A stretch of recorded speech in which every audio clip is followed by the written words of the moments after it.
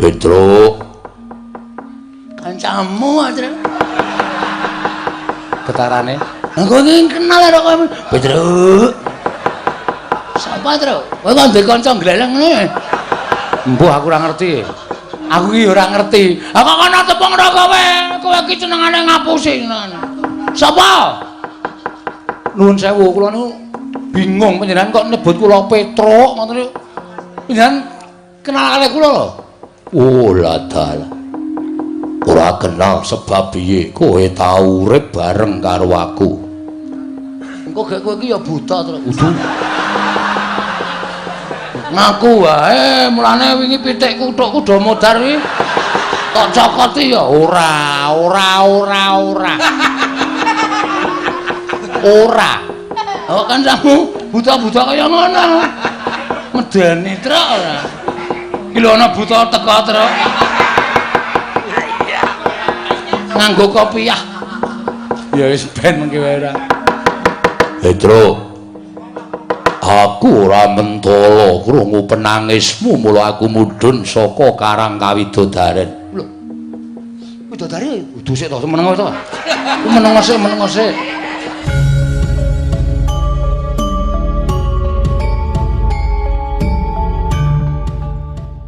Wih lah dalah iki bocah iki arep ngapa ya? Bagong kita ki Petruk ki wis metu nang tempat pemanasan kok kowe kita durung metu ki piye? Metu kok dipeksa. Lire piye kita ora gelem metu? Ra ati kula kok ora kepenak ya. Ora kepenak perkara apa Bagong? Nek Petruk mboten patosa nggadaken pengendikanipun Iwang Pikrontrada, ning nek kula kok setiap omongane piyai niku tak petung, tak glejah. Tak goleki iki lereke kata-katane iki nendi? Mengkono. Nggih. Lah terus panjenenganipun Iwang Adipukulun paring pangandikan. Niku kula bundeli teng ati kula. Jane ngaten mawon. Luwih becik jujur mbangane sampeyan tumindak sing ora jujur mengke gawe gelo atine Petruk. Gawe gelo ati kula. Mengke kayangan rusak merga saka pakartine Petruk awulung sampeyan jujur. Pangandikaku sing piye Bagong? Akeh wong sing kepengin njaluk kembang Jambudipun Nirmala, kembang Pelemper Tangga Jiwa. Mboya ulun paringake. Yen nganti ulun maringake kelawan Semar ateges padha ngarani yen to kula warga diwenehi ngampil nek wong liya ora diwenehi ngambil mengko dikira mban cindhe mban siladan. Ayo, ta. Nggih mboten? Iya Bagong. Nah, dengan melihat kata-kata itu bocah iki omongane kok tekan kaya ngono ki piye ra? Kanthi niti priksa kalimat kaya ngoten niku kula nggadahi pemanggih lan kula saged menggaris ngandhapi. Ora taya kowe menggaris ngandhapi ki apa? Menggaris bawahi kalimat panjenengan ateges panjenengan boten ajeng maringake wujuding kembang Pelemper Tangga Jiwa kalian kembang Jambudipun Nirmala. Nggih napa mboten? Kakang rada kados pundi? Alah dalah konangan karo genjik siji iki.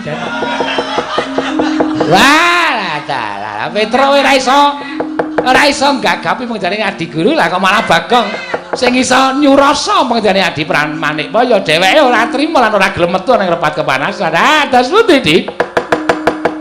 Nggih kula piyambak bingung. Pun saniki ngaten kemawon. Kalah cacak menang cacak dipun belakaken kalian Bagong. Ngoten Kakang. Nggih. Monggo kula aturi bloko. Kita napa ya jenenge? Ulun kula aturi bloko kalian kita. Tetep kuwalik. Panjenenganipun pukulan kula aturi kita. Aduh. Kula aturi bloko kalian ulun. Sakarepmu. Bagong. Nun. Bloko suta blak kotang terus terang. Waduh. Kata-katane kok kaya ngono to? Kata-katane piye? Aku mau bloko suta blak kotang terus terang. Ateneh. Genteong. Bagong wong edan ning kayangan ki ora kena saru. Sing saru ki sapa kok teko? Wus. Ora ana wong saru kok. Omong ngiroke blak kotang terus terang kok. Saru ora. Prasaja wae nggih. Yen to Semar bakal nyuwun pelem pertangga jiwa wujuding kembang lan kembang jambu dipa nirmala. Yekti Semar nerak pacak nerajang perbatang. Lho, sebab apa? Aduh. Sebabe Semar kuwi titah. Semar kuwi titah. Jare Kakang panjenengan, Kang Mas panjenengan, Sang Hyang sapa mau? Ismanto. Ismaya. Heeh, Ismaya. Iya. Lah padha karo Semar niki uripe ning donya, ning jane statuse dheke wong KTP-ne we kula delok status dewa. Ngoten kok. Niku ateges Semar niku dewa. Sampeyan aja terus beda-bedake Semar karo panjenengan. Dume panjenengan dadi dewa teng Kahyangan Suralaya. Dume panjenengan Semar urip ning Ngadyapada, terus sampeyan beda-bedake derajate Semar karo sampeyan. Niku jenenge ora kabeh. Mongko sampeyan padha-padha putrane modar aku. Coba. Ora denge kok dadak omongan ora. Ya anake sapa? Ayo anake bapakne. Bapakne sapa? Empuh. Sang Hyang Bathara Tunggal. Nah, Sang Hyang Bathara Tunggal. Sing biyen jare lahir ceprot wujud ndok. Nggih to? Ngerti kayangane tak dadar. Modar kabeh sisa. Pak goreng kei Lombok ora ana Bathara Guru, ora ana Ismaya, ora ana Teja Mantri. Mlebu ning wetengku kabeh. Wah, cakok nekate kaya ngene lho. Iki ning kayangan kok nekate sak penake dhewe iki piye? Tetep ulun ora bakal maringake. Nek ora gelem maringake, Petra wis diparingi daya kekuatan karo Semar. Rawe rantas malang mesti bakal tak putung. Dawuhe Bapak Bagong, kowe anakku sing tak tresnani. Petra tak wenehi kekuatan. Aku percaya karo omonganmu. Merga kowe iki tim sukses Semar Badranaya. Mula kowe kudu iso omong ning ngarepe Bathara Guru. Nek pancen Bathara Guru amenehake sakaremu tak wenehi Purbawasesa, aku kakangne Bathara Guru, kowe wenang gawe geger ning kayangan.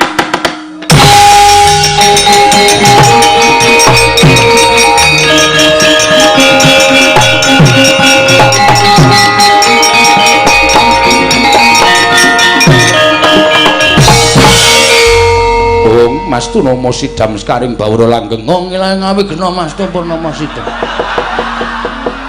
Mastu Hyang Jagat karena Sinan Tandha kawisaning Bisna Panjang kunjung pasir ora jeneng.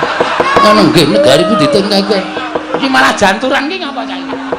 Wah, wong ilahe iki sebutaning para dewa. Aku ya iso nang wong ilahe. Sekaring Bawana Langgeng. Sekar Mayang.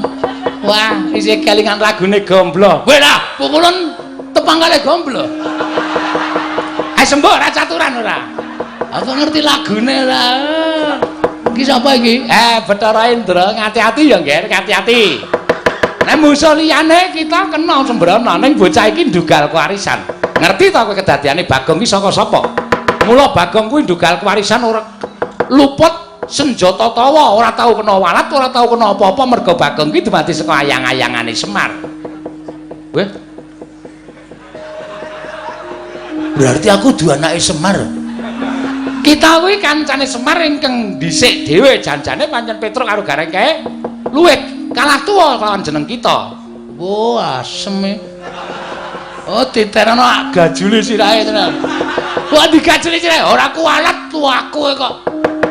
Bagong, non waspadakno. Nggih, ulun Bathara Indra. Ulun putrane Bathara Guru ingkang angka catur. Angka 4. Iya, mbarepe sapa? Lho. Perkara mbarep karo ragil kuwi dudu perkaramu. Putrane Sang Hyang Manikmaya kuwi pirang-pirang cacahe. Persasat Jawata iki putrane panjenengane kabeh. Wah, edan. Luar biasa. Ora kabeh. Apa ora? Bagonge omongan iso ditekuk-tekuk ora.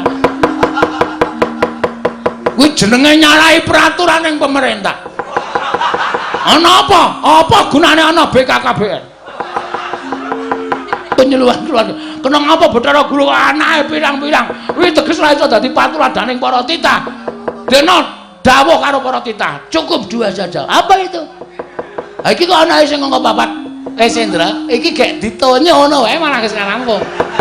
Aku ditonyo, aku tiba ndene ngenengi teko, tumplak kabeh. Ora dojok kabeh semono. Wah, lah trondolo tenan iki. Wah, sumuk malah aku.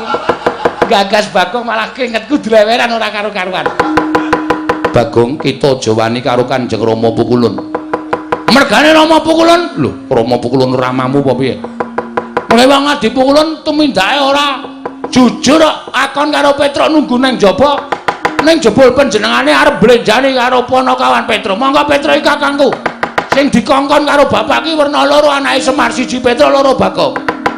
Nek Petruk ora dong kalimate utawa pengendikaning para dewa, Bagong sing iso glejah pengendikaning para dewa. Mula wektu dina iki kula njaluk keterangan sing gumathok. Nek ora dikekke Sekar Pelemper Tangga Jiwa, Sekar Jambu Dipa Nirmala, Lena pangendamu penek dhewe. Lho. Arep dipenek dhewe apa enek wae. Aku kulino nyolong. Nah, penek tak yok. Gogrok kabeh kembange. Aja ngawu gawan ngawur. Ya wis men. Yen kita wani kan para dewa, tegese kita bakal cepak pati kita Bagong. Pancen kuwi sing tak gayo. Urip ngopo bendina mung bayar kreditan wae. Esuk 2000, awan 2000, sore 2000. Uripku ki wis rekoso.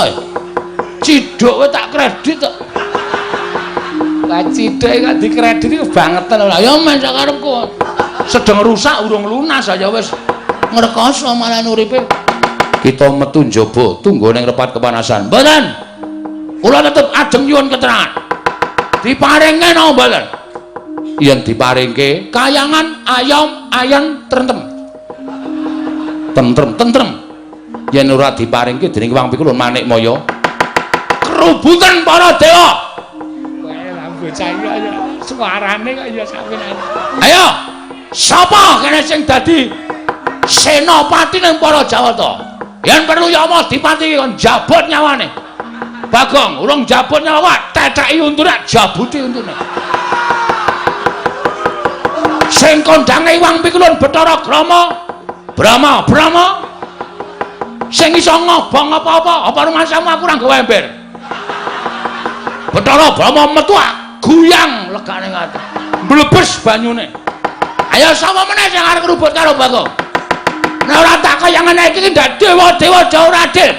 Bangane Semar munggah ning kayangan wong tuwek ketayalan luwung Bagong sing ora truma ning kayangan metu njaba ora metu ulun bopong ning njaba. Ayo kowe arep bopong aku piye kowe Bathara Brama?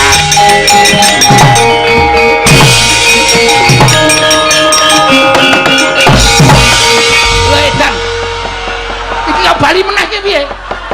Endra iki kok merucut ki piye?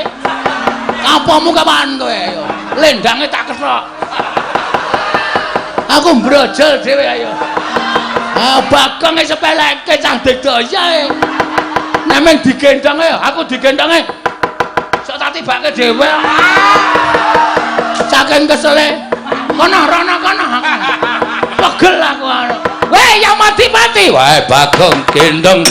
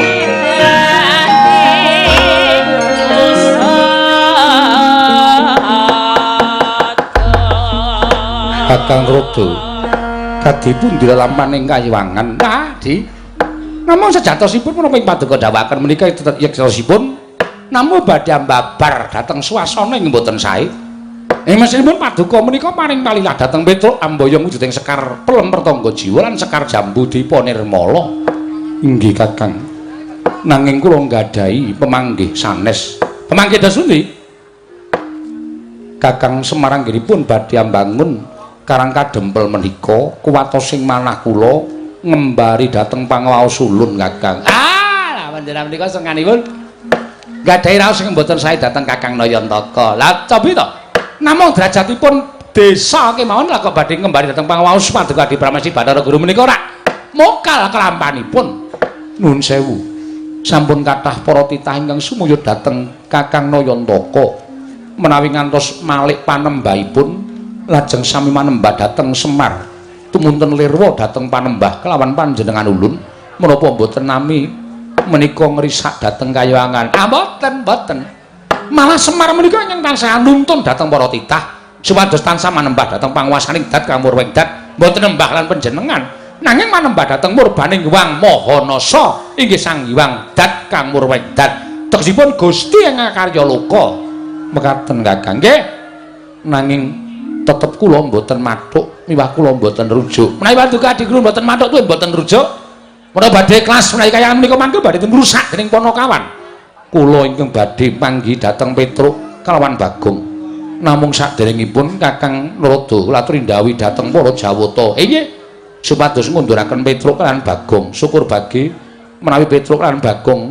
kasoran mengsah para Jawata kula mboten badhe ketayalan manggi Petruk lawan Bagong nanging menawi para Jawata mboten kewagang nandingi Panakawan kula aturi matur dhateng ingkang rayipun Jatimurti kula ingkang badhe paring wangsulan dhateng Panakawan kekalih menika Kakang nggih monggo lajeng sasampun menika kula ingkang badhe mandhap wonten ing Janaloka kersanipun niti priksa dhateng kawontenanipun Kakang Nayantaka menawi saged badhe kula emutaken sampun ngantos ngembari dhateng panguwaos ulun nanging menawi boten saged kula nuwun sewu paripaksa kula mentala dhateng Kakang Ismaya dalah panjenengan menika senengane ngurupake geni memungsuhan dhateng Kyai Semar Badranaya nggih monggo ning nuwun sewu lho Narada tunggak waru tunggak dap-dap tegesipun menapa Kakang menawi wonten menapa-menapa kula mboten melu-melu kula mboten melu nggarap kula semanggaken ala becik bener luput panjenengan kedah nanggel inggih Kakang Narada nggih kula semanggaken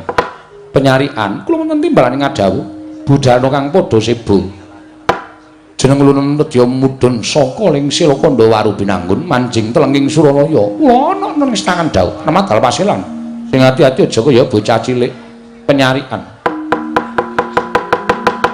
purna gatining palanggilan Sang Hyang Manikmaya Arsa kondur manjing jroning kayiwangan kayap sangganing para widodara widodari ingkang sekethi kurang sawiji lumampah lon-lonan katingal saking Mandrawa mubyar busanane nganti kaya Sang Hyang Pratanggapati kembar sewu nalika semandera mregetek tindahing Sang Hyang Jagat Girinata kanthi non saking Mandrawa kaya gumebyar busananira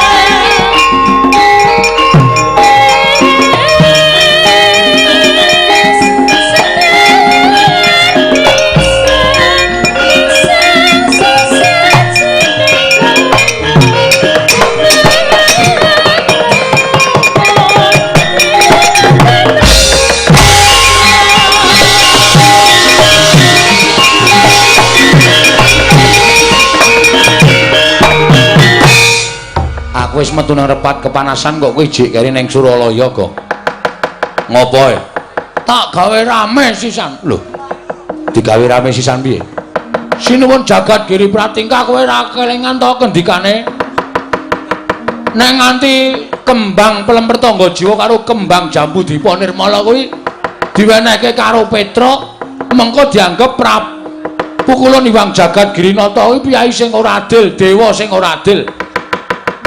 Kanthi aku menggaris ngandhapi kata-katane Sinan pukulan Bathara Guru kuwi aku curiga. Apa? Curiga. Curiga ya apa? Kuwi lho, ora percaya kuwi lho. Cubriya. Nah, aku Cubriya. Iwang Pikulun Jatimurti, Iwang Pikulun Bathara Guru mesti ora arep menehke kembang sing tok jaluk. Ning kowe tekan repat kepanasan iki mesti mung arep diapusi arep diwenehi keterangan sing janjane sekar utawa sekar Pelemper Tangga Jiwa, sekar Jambu Dipa Nirmala kuwi ora bakal didonke ning Karang Kadempel. Aku metu nganti digotong karo Yama Dipati ya, Tru. Oh, mosok? Iya. Belang mergo do ketoke do wedi kabeh aku ngamuk ning kayangan. Bathara Guru lak unek-unekke. Lho. Kowe ora disotke. Wes ora mandi. Aku kok disotke. Sing jeneng nggon angker tak uyuhe demite mlayu kok. Apa meneh disotke dewa. Ha terus iki titenono mesti dewa-dewa do tekan kene. Nek dewa tekan kene kowe ngati-ati lho, Tru. Nek kowe kon bali aja gelem, bali kena ning bareng karo Sekar Pertangga Jiwa, Sekar Dipa Nirmala. Ya, manut karo kowe le. Heeh.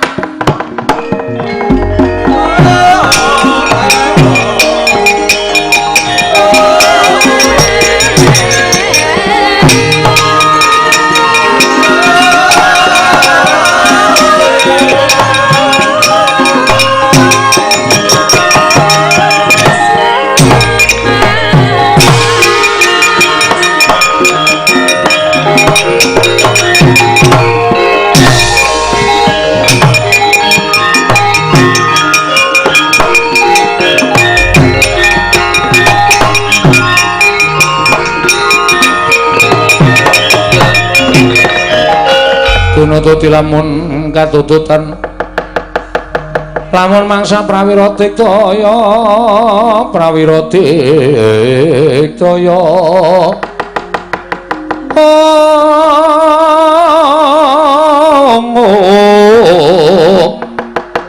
ora ngono magawe gelari rawang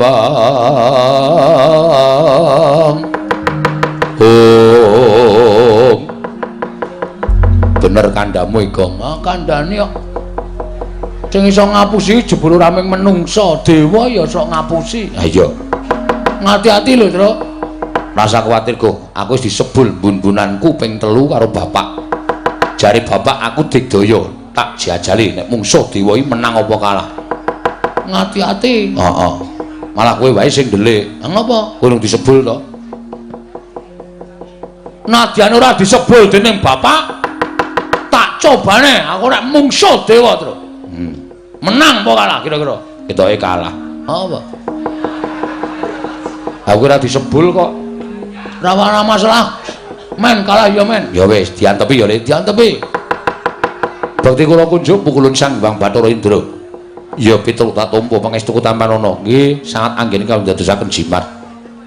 Pulundra Brahma bakti kula kunjuk ya piturut tampa pangestuku Tampanana. Kula pundi? Sing mburi sapa, Tru? Bathara Brahma. Wah, iki sing seneng sok ning radio. Lho. Sapa? Brahma Kumbara? Udu Brahma Karak. Wis kuno banget Kong aja ditokke to. Wis do lali kuwi iki. Kuwi jaman cilik-cilikan kowe Brahma Kumbara kuwi ora. Heeh ya. Pukulan Bathara Indra bekti kula kunjuk. Ya Bagong tak tampa. Kowe mau tak gendong kok merucut. Sampeyan ning gendong meng angas-angas kok. Ora serius mula kula obah wae tiba terus mlebu melih teng Suralaya. Iya. Nggih. Terus dibopong karo Kakang Pukulun Bathara Yama Dipati. Ah nek nika le nyikep tenanan nganti rasa ambegan aku. Nganti tekan riki niki Bathara Brahma bekti kula kunjuk. Ya Bagong tak tampa. Pangestu Ulun Tampanana. Nun niki sangat anggen kawula ndadosaken jimat. Saya ya terus tak golek banyu. Lah ngopo? Kae Brama kae dewaning geni nek ora disiram engko ndak ora murup genine ade cilaka. Rasa, aku wis jebul mbun aku ping 3. Rasa kuwatir kok. Wigatosipun ngemban dawuh timbalaning Wang Pikulun Jatimurti ya Rama Pukulun Sang Hyang Jagatnata. Petruk dina iki kowe kon bali. Ngandel ora. Terus Sekar Pertangga Jiwa, Sekar Diponirmala ora bakal diwenehake marang kowe, merga kuwi kembang kayuwangan. Ora sadengah titah iso mboyong wujuding kembang kemapan ana ing kayuwangan. Mangriyen to, bapak niku ya dewa. Ya wong bapak niku wujude titah. Ngoten. Dadi nek bapak nyuwun Sekar Pertangga Jiwa, Sekar Jambu Diponirmala niku wis sak trepe wong bapak niku ya panjalmaning Jawata. Ngoten. Kok ora dikeparengake? Kok Iwang Pikulun Bathara Guru ngendika nek ora saben titah iso mboyong Sekar Diponirmala lan Pertangga Jiwa. Niku ateges Iwang Pikulun Bathara Guru wis nyebratke bapak minangka dadi ganeping Jawata. Monggo nika titih Sang Hyang Bathara Ismaya. Priwun kula nyuwun keterangan. Nek kula entuk keterangan sing gumathok ora apa-apa kula bali, kula tak matur kersane bapak. Ning nek mengke bapak nesu, dadi manik maya wis ora nganggep aku kakangne. Petruk ora usah melu-melu. Aku tak munggah ning kayangan. Sapa sing wani karo bapak? Ayo. Wangsulan, Ndra. Apa sing domongke Petruk iki betul? Iki mumpung aku karo Petruk isih gedhe palimarmane.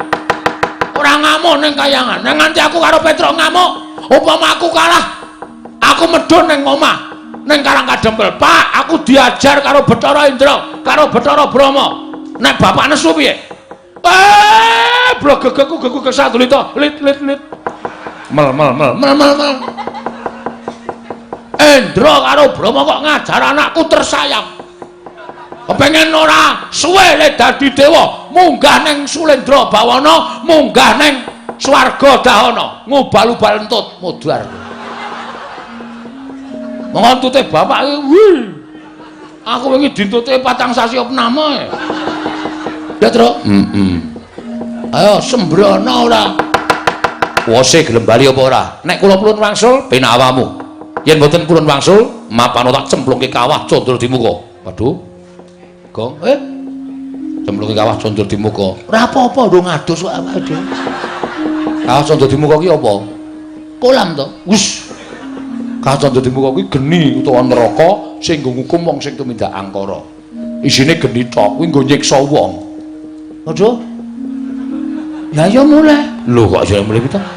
Wis wajib tak paneni kok mulih. Ora usah wedi, Tru. Kawah Candra di muka dicemplungi wong ora salah karo awak kaya awake dhewe iki genine adem. Sing kandha sapa? Aku ngono.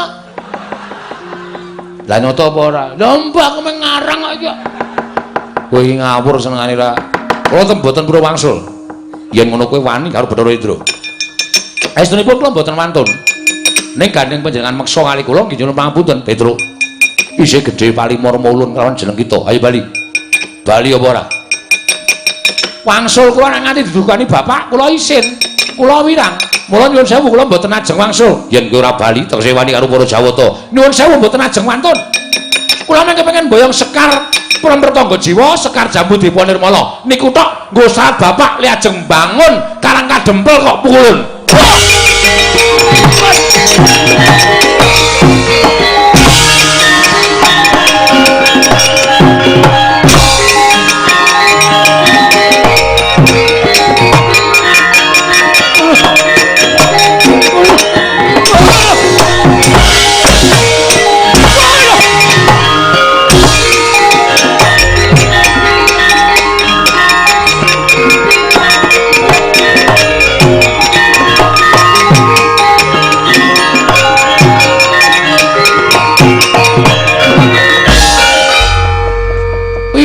Jare wis disebul ndase. Ikong. Wah, Semar ki ngapusi. Semar ki biasane iso omong ngono lho. Gedhekke atine anak ning jane ora ana apa-apane. Ha jare wis disebul siramu, kowe iso digdaya mungkuli dewa. Ha dantem Bathara Indra kok aduh mati aku. Waduh gedhe pasan aku mati. Ha piye kowe? Kok aku isih ngrasake lara e. Wah, wis Ya mulai ya ajare Semar. Lah ngopo? Ngapusi kok. Nyatane musuh dewa ya kalah kok. Kok tendangane. Aja kok gawe bapak kok. Bapak piye? Ha terus piye njaluk bantuane sapa? Wis. Aku kowe. Terus. Kowe wis sing disebul Semar wae. Aduh mati aku. Apa meneh aku sing urung disebul? Diantem pisan iso almarhum. Oh ya, nganggo pikiran kok nek omong ki. Aku ora nganggo kekuatan apa-apa kok kon mungsuh para dewa iki terus maksudnya piye? Petro, aja mlayu.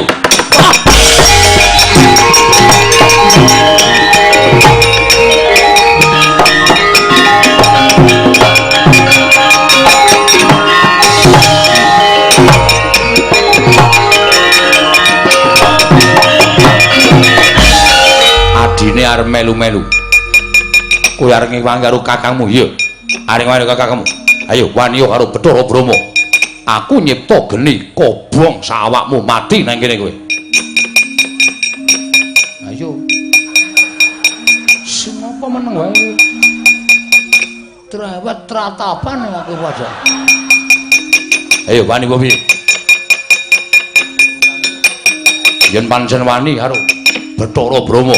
Yen perlu krubuten wong loro ora bakal tak tinggal loncat. Lah kok ya kaningaya temen lho ya uripku. Mati nang kene kok. Buri kae jurang jero banget. Arep mlayu karo aku nanti. Kowe ngapain nangis iki? Kowe mati karo aku tenan le. Ketemu Bathara Brahma kuwi nek nganti nyipta geni kowe karo aku kobong.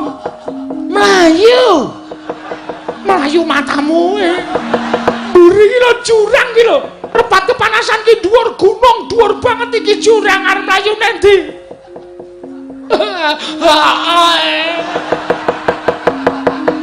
Kowe yo nangis. Yen pangapunten Kulon. Kula sing nyonaken pangapunten Petro. Bali ora? Bali pripun? Mboten wonten dalane. Bali liwat papan to dalan sing bener. Kondo karo bapakmu. Siwa Semar aja ngarepake Sekar Jambu Diponirmala lan Perem Pertangga Jiwa. Walah. Iki dhewe tekan omah isih dunek-unekke bapak lho. Ya nek mung dunek-unekke. Nek diunek-unekke nganti kaya ngono kae monggo bapak ki nek ngunek-unekke santen-santen. Bagong Petro anak kongkon rang rampungi. Wis tak kandhani to nek aku ki kakangne Bathara Guru, kowe rono ki kowe sowan Pak Lek. Pak Lek Bathara Guru njaluk ya sing apik-apik. Bali tekan omah ora entuk gawe. Gabrak apa anak kaya ngono. Cemarak cangkeme ngono ku ya. Mesti kelala-lala aku. Iya iki nggih pun Mbah. Mbangane kula wangsul tekan omah ming dunek-unekke bapak. Wis gong modar nang kene ra apa-apa le. Mati cah loro diwujudi ya le. Ora apa-apa wis. Anakku cilik-cilik terus. Ora apa-apa, kowe ninggal anak wis gedhe-gedhe gek bojomu lempoh. Bojoku ayu ditinggal ya mane-mane man. Mane degumu mlocok ora. Kuwi senengane kowe mati penak das utangmu akeh. Oh, ayo ngamati aja. Lah witekno wis ora ana dalan. Wis kowe karo aku manut wae kok.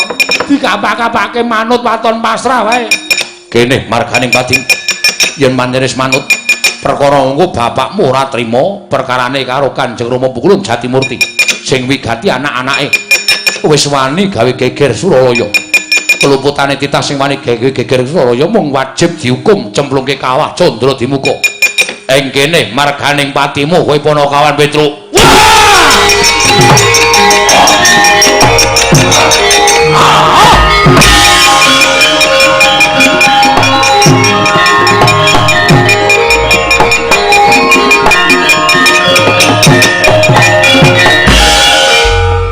Sapa Gong? Ancamu apa? Kaya kancaku sing parkir nang Imogiri kae, Tru. Rambutnya ya rewo-rewo ngono kae. Lho kok gereng ya kok? Hah? Kok gereng ya? Buta kae le, hah? Buta. Lho sapa ya, Tru? Mengko pukulan Bathara Kala. Engko nek pukulan Bathara Kala kae mung duwe pamrih kae mesti. Ngewangi kowe engko nek dewane kalah kabeh, Pedro, Bagong, aku luwe. Kowe dadi panganku, modar. Mati meneh. Piye to iki kok ketoke ra penak terus to, Gong? Kowe iki lek gawe sanggit piye, Tru? Awake dhewe kok ngrekoso terus ki piye to? Wis dasan dadak. Piye-piye kalah cacak menang cacak, butuh kae tututi takoni sapa, Gong? Yo!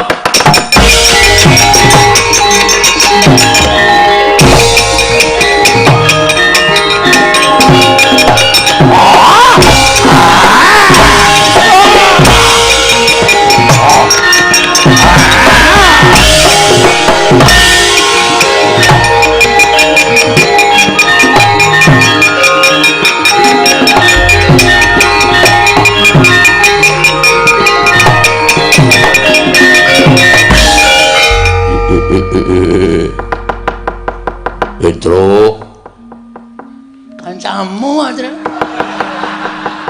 getarane aku iki kenal karo kowe Petro sapa Tru kowe kok ndek kanca gleleng ngene mbuh aku ora ngerti aku iki ora ngerti aku kono tepung karo kowe iki senengane ngapusi sapa nuwun sewu kula niku bingung panjenengan kok nyebut kula Petro ngoten niku panjenengan kenal karo kula lho. Oh ladal. Ora kenal sebab piye kowe tau urip bareng karo aku. Engko gek kowe iki ya buta to. Udu. Ngaku wae mulane wingi pitikku tok kudu modar iki. Tok cokoti ya ora. Ora. Kok kancamu buta-buta kaya ngono. Medeni truk ora. Iki lho ana buta teko truk. Nganggo kopiah. Ya wis ben mengki wae ora. Petro. Aku ora mentolo krungu penangismu mula aku mudhun saka Karang Kawidodaren. Lho. Widodare udu sik to meneng to. Meneng sik. Apa-apa tok saut. Iki ben omong sik, engko ora dhewe jelas, ora apa-apa disaut. Lah kamu nih, aku medun saka Karang Kawidodaren. Masa widodari bentuke kaya ngene? Aku didhawuhi dening dewa supaya njaga Karang Kawidodaren saka bangsaning jim diunggahake dadi bangsaning dewa. Jim kok. Oh, wis rasa takoni paham aku. Sapa? Iki nganu iki Jim dan Jum. Jim dan Jum. Kayak serial TV lah. Sapa itu? Petro nun. Kowe tau urip bareng karo aku ning jamaning Jim. Sadurunge kowe dijaluk dening Semar, kowe nyegat begal karo Semar. Diduduti awakmu kowe mbiyen dudu Petruk ning jenengmu Raden Pecruk. Walah Begawan Salontara. Iya aduh matur nuwun Pak.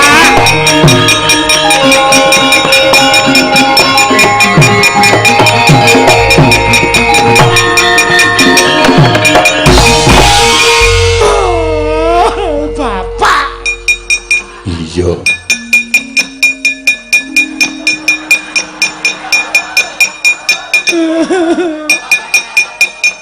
Cerek ngopo? Jare jenengmu dudu Petro. Sapa?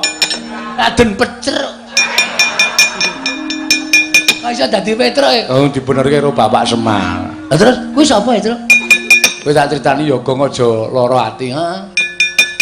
Aku iki jane dudu bapak anake Semar, aku anak bapake bapak sambungan. Wah, ngono pedote enggak endi?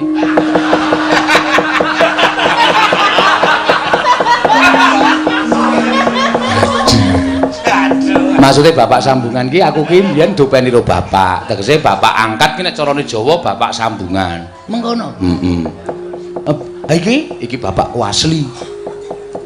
Masa? Heeh. Bapakku asli mbiyen bangsaning jin saiki dadi dewa. Wah, bajigur. Anak dewa heeh. Ya nyun ngapura, Gong. Lah terus aku, kowe iki mung saka ayang-ayangane Semar. Bapakmu ya ora ana, mbokmu ya ora ana, dumadi saka ayang-ayangane Semar. Sing nyipta mbiyen ya Iwang Pikulun Spada Wenang utawa Iwang Pikulun Asih Prana. Wah, tepung aku nek asih. Asih Prana. Marse apa asih? Nek marse tepung aku klawer to. Udu.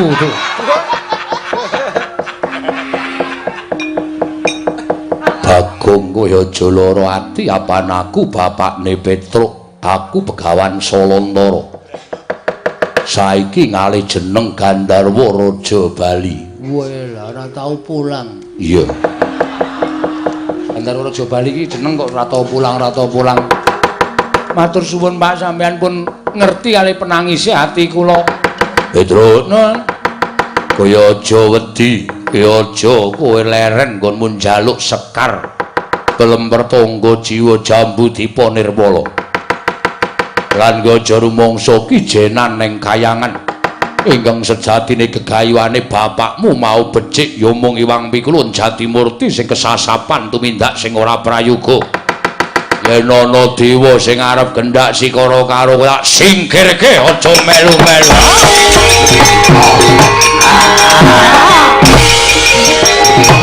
Ayo, amuk kula mata, saya mlampahi nanging padha wae. Ayo, di tunggal rekane adik. Andek mono sia-sia arep Petruk. Ayo kene ayo. Ayo 3.000 entuk anduk. Rumangsane nyepelek karo Panakawan Petruk. Gleleng.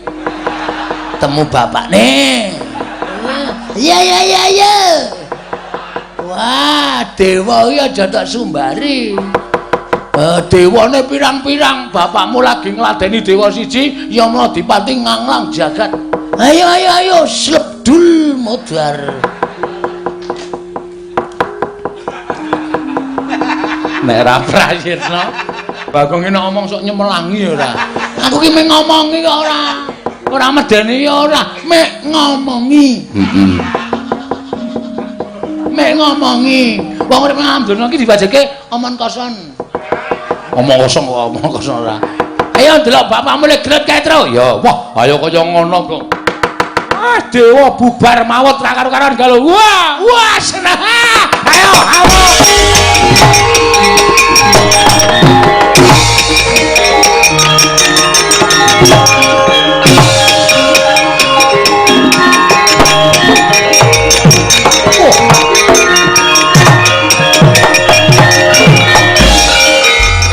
Gandharwa Raja Bali Salantara. Nggih, pukulun kula ingkang abdi.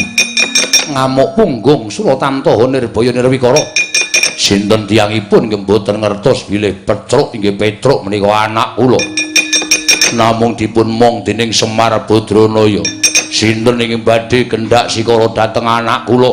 Kula mboten mentala nyumurupi penangisipun anak kula. Kita ngewangi atmaja kita bakal gedhe walate sarta kita bakal ulun katutake dosane. Nyuwun pangapunten menawi kula wantun kalian panjenengan.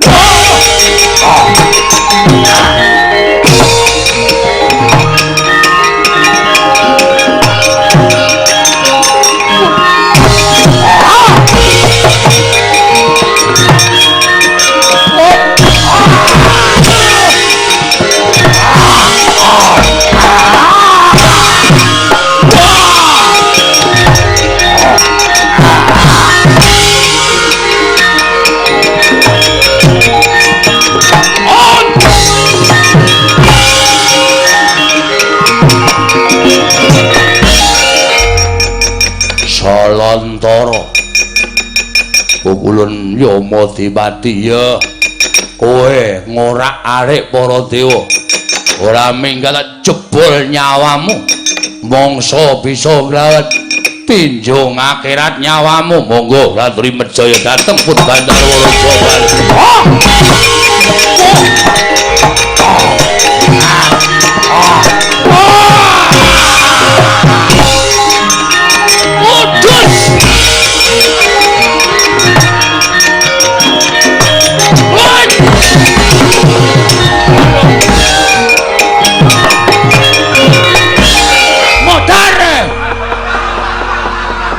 Gong.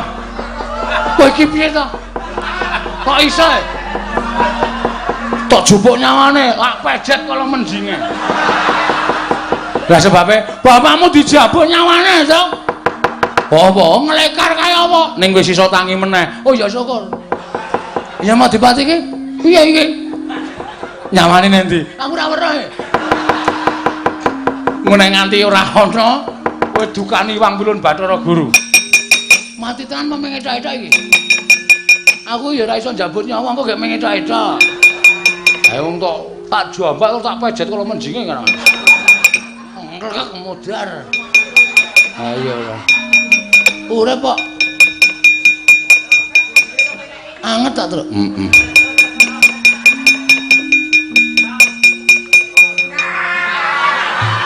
Aduh. Oh, urip. Bagong ngetan. Tangan enek-enekke. Genah mules mbok yakin. Aja kok diplintir.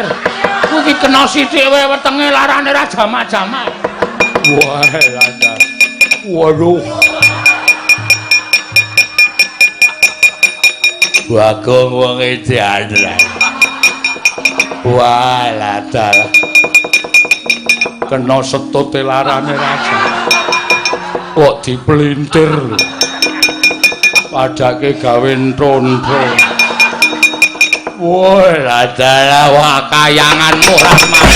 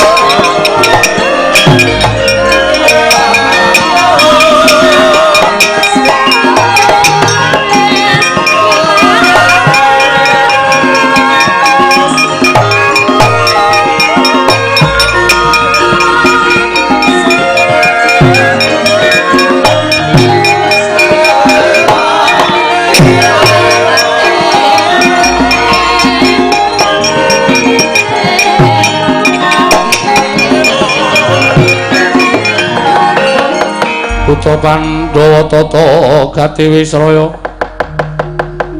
Indriyaksa Sara Maruta Pawana Pana Margana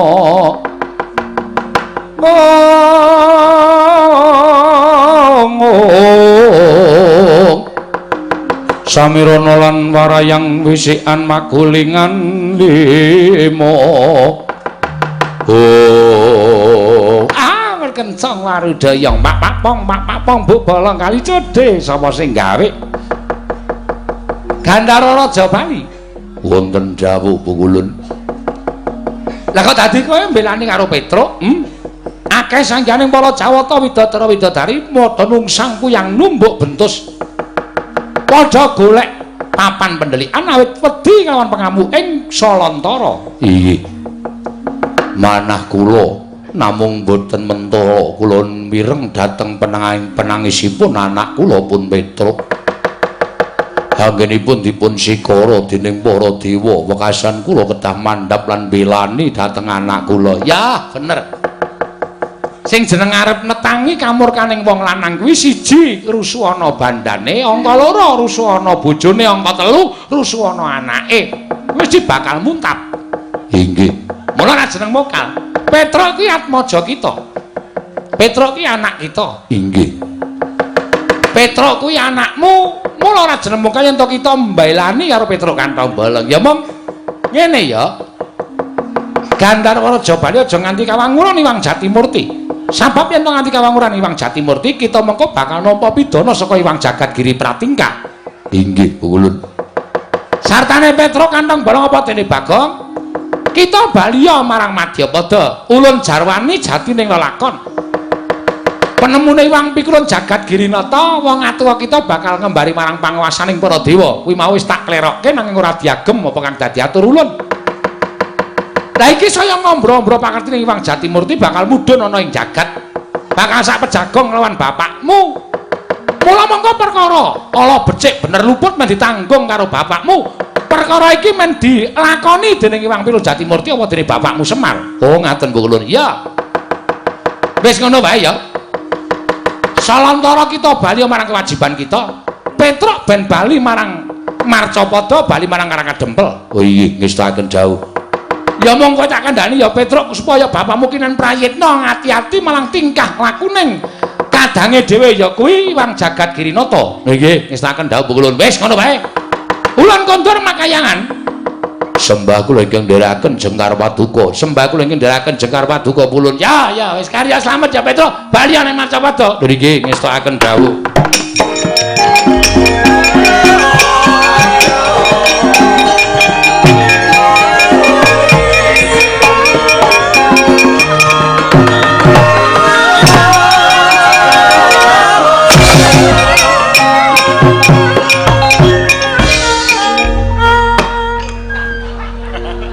Kita iki nek ora gawe geger ngawal ah. Ngapa iki, Gong? Jarike tak tarani Raffi ae. Mula mabur tiba neh. Wah, lah trondolo tenan. Dewa kok digawe wirang.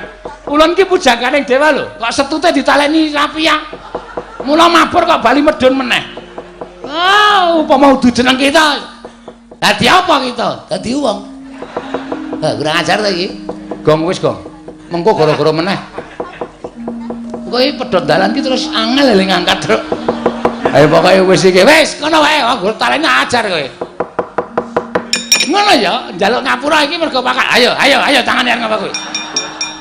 Wis to Gondara rampung-rampung. Wis ngene ora madhep rene ora rampung-rampung perkara.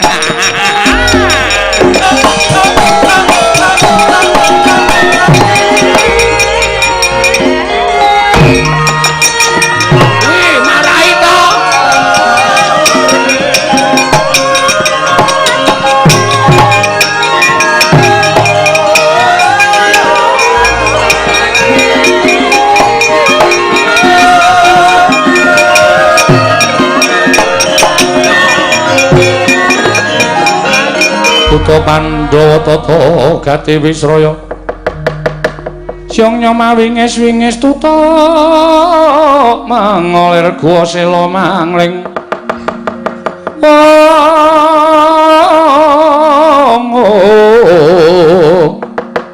tutu mengolir guwa sela mangling Petruk dalem Pak Bagong dalem Pak wis bapakku malah ngaku kok. Ya ora apa-apa, Petruk. Wis kowe bali kandha karo Semar. Apa sing dingendikake dening Iwang Pikulun Naroda, aku tak bali marang kewajibanku mundak didukani Iwang Pikulun Jatimurti. Jeng napa malih nggih Pak ketemu kalih kula niku kangen kalih Bapak. Sok yen ana sing njaluk lakon Semar bangun kayangan, Petruk. Wah, kok malah diomongke lho. Liya dina mesti ketemu mbuh pirang abad pirang atus taun meneh mengko aku iso ketemu karo kowe Petruk.